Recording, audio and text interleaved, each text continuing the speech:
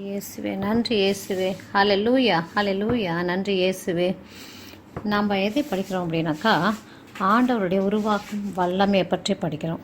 எப்படி இந்த முழு பிரபஞ்சத்தையும் இந்த உலகத்தையும் ஆண்டவருடைய வார்த்தையால் உருவாக்கினார், எப்படி ஆண்டவருடைய வார்த்தையும் ஆவியும் இணைந்து செயல்படுகிறது அப்படின்றத பற்றி படிக்கிறோம். ஆண்டவரின் வார்த்தையும் அவருடைய ஆவியும் இணைந்து செயல்படுறதை நம்ம படித்து கொண்டிருக்கோம்.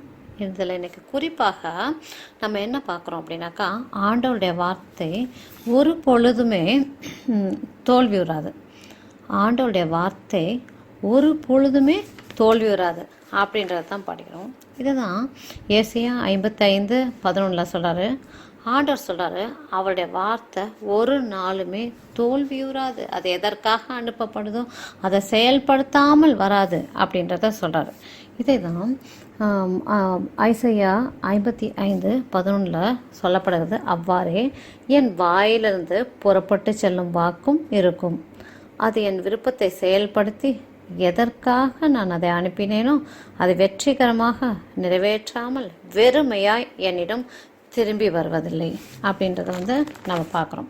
அப்போ ஆண்டவருடைய வார்த்தை அனுப்பப்படும் போது அது எதற்காக அனுப்பப்படுகிறதோ அதை செயல்படுத்தாமல் வருவதில்லை. அவர் எதற்காக அனுப்பினார், அவர் எது நடக்க வேண்டும், எது நடைபெற வேண்டும், எது செயல்பட வேண்டும் நினைக்கிறாரோ அந்த செயலை அதை செயல்படுத்தி வருகிறது.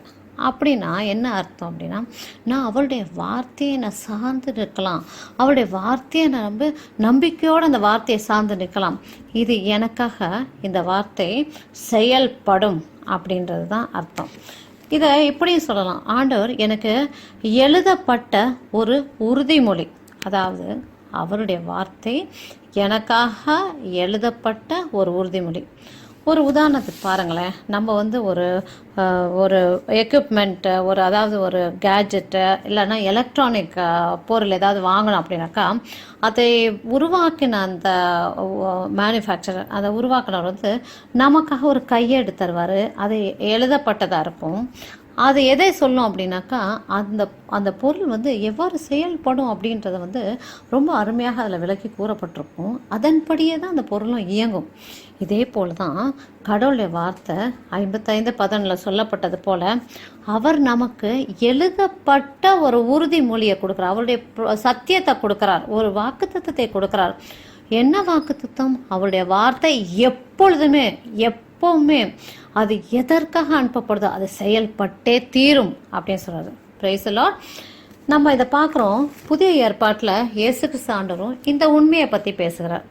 அவர் யோவான் நற்செய்தி 6ஆம் அதிகாரத்தில் 63வது வசனத்தில் சொல்கிறாரு, நான் கூறிய வார்த்தைகள் வாழ்வு தரும் ஆவியை கொடுக்கின்றன. திரும்ப சொல்கிறேன், நான் கூறிய வார்த்தைகள் வாழ்வு தரும் ஆவியை கொடுக்கின்றன அப்படின்னு சொல்லப்படுற. அப்போ இயேசு கிறிஸ்து ஆண்டவர் நமக்கிட்ட என்ன சொல்கிறாருன்னா, அவருடைய வார்த்தைகள் வெறும் காற்றுல வர ஒரு சப்தம் இல்லை, ஒரு ஒலி இல்லை ஒரு பேப்பரில் எழுதப்பட்ட ஒரு சாதாரண விஷயம் இல்லை. ஆனால் இந்த வார்த்தையில் கடவுளுடைய ஆவி இருக்கிறது, ஆண்டவருடைய உயிர் இருக்கிறது அப்படின்றத தான் நம்ம பார்க்குறோம். Praise the Lord. ஹல்லேலூயா. இதனால் நம்ம என்ன பண்ணணும், நம்ம ஞாபகப்படுத்திக்கொள்ளணும், நம்ம நினைவில் வைத்துக்கொள்ளணும், ஆண்டவருடைய வார்த்தை பேசப்பட்ட வார்த்தை, அந்த வார்த்தையில் ஆவியும் இருக்குது, வாழ்வும் இருக்குது, அவருடைய உயிர் இருக்குது. இதுதான் நம்ம எபிரேயர் 4:12 நம்ம பார்க்குறோம். கடவுளின் வார்த்தை உயிர் உள்ளது அப்படின்றது பார்க்குறோம்.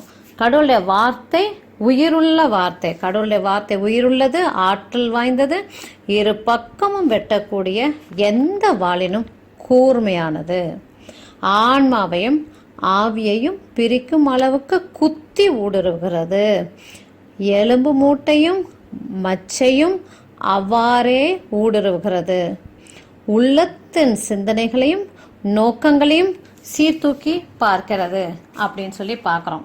இதையே இந்த வார்த்தைகளையும் பார்க்குறோம். Praise the Lord. இந்த வார்த்தையை பார்க்குறோம், செயல், அதாவது ஆற்றல் மிக்கது அப்படின்றத பார்க்குறோம். இதே ஆங்கிலத்தில் நம்ம பார்ப்போம், இந்த வார்த்தை ஆக்டிவாக இருக்கிறது அப்படின்னு சொல்லப்படுகிறது. ஆக்டிவ்னா என்ன? செயல்படுகிற வார்த்தை.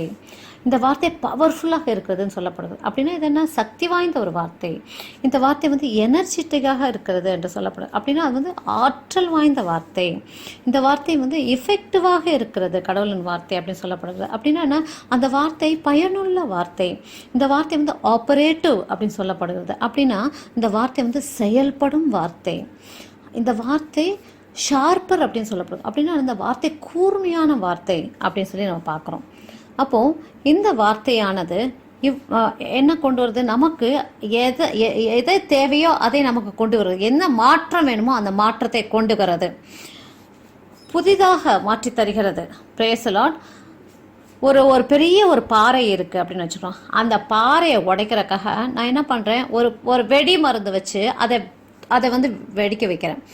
அப்போது அந்த பெரிய வெடி மருந்து அந்த பெரிய பாறையை பொடி கற்களாக அதை மாற்றி விட்டது.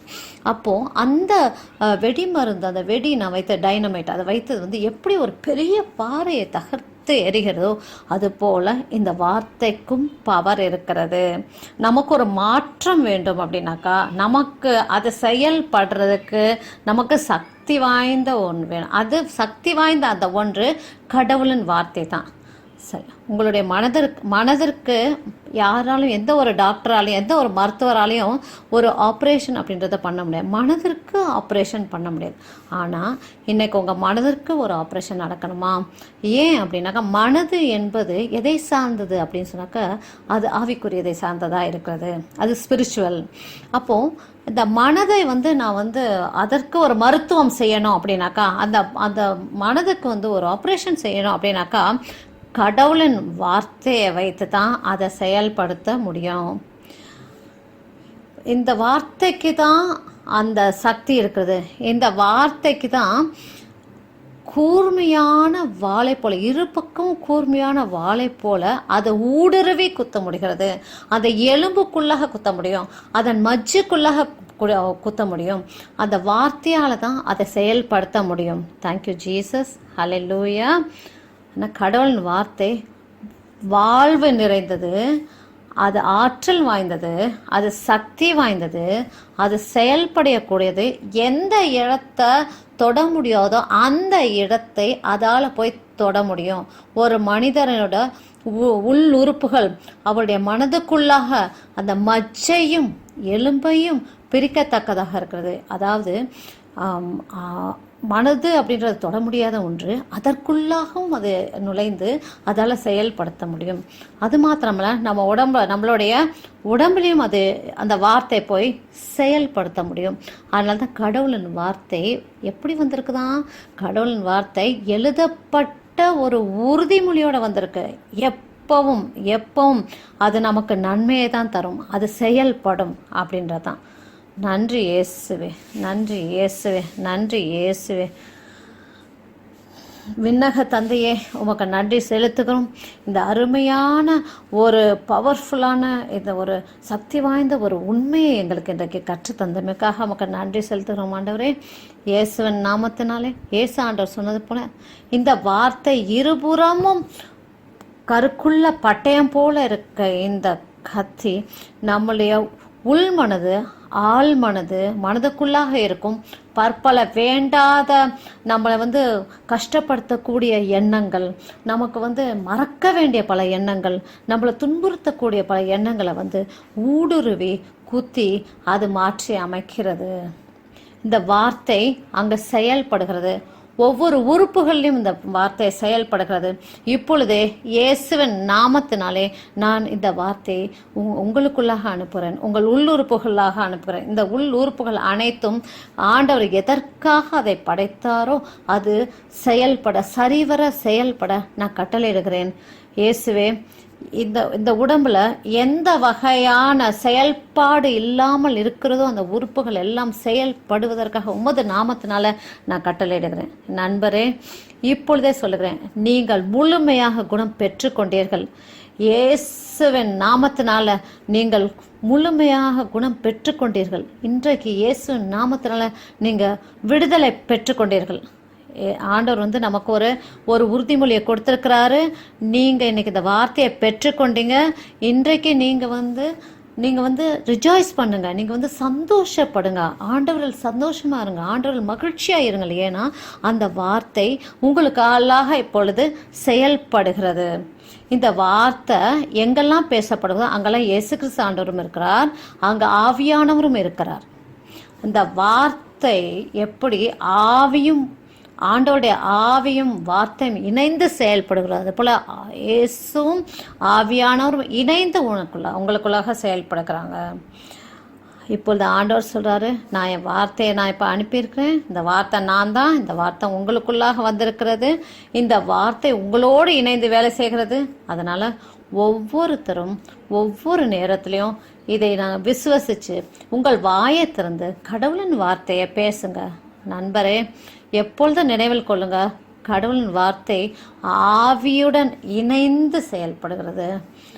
உங்களுக்கு இது வந்து ஒரு உறுதிமொழியாக இருக்கிறது. இந்த வார்த்தை உங்களுக்கு கண்டிப்பாக எதற்காக அனுப்பப்பட்டிருக்கிறதோ அந்த அனுப்பப்பட்ட காரியத்தை அது செயலாற்றுகிறது, அது முடித்து வருகிறது, அது வெறுமையாக திரும்பி வருவதில்லை.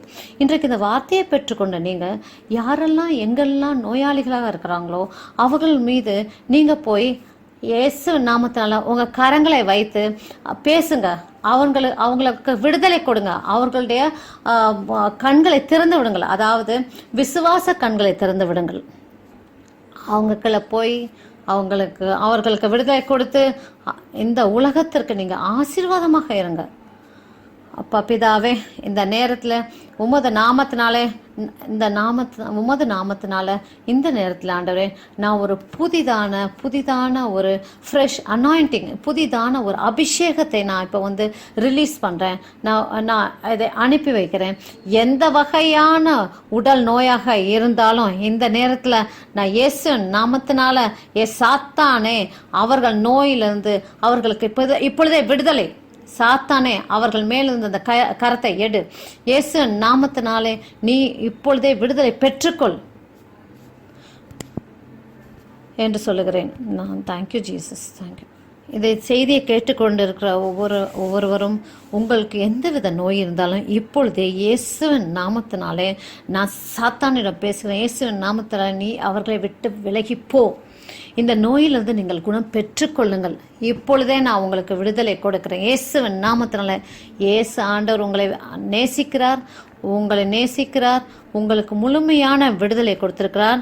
முழுமையான விடுதலை நீங்கள் முழுமையாக குணம் பெற்றுக்கொண்டீர்கள். முழுமையான விடுதலை இப்பொழுதே விடுதலை.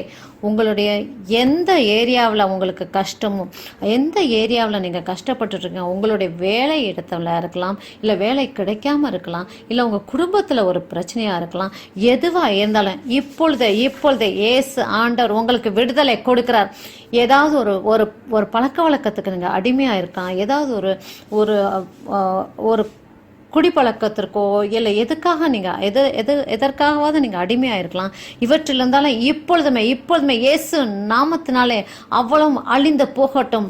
நீங்கள் அதிலிருந்து விடுதலை பெற்றுக்கொள்கிறீர்கள். இயேசு நாமத்தினாலே விடுதலை பெற்றுக்கொண்டீர்கள். ஆமேன், ஆமேன், ஆமேன், ஆமேன். இயேசு ஆண்டவருக்குள்ளாய் நீங்கள் மகிழ்ச்சியாக இருங்கள். ஆமேன்.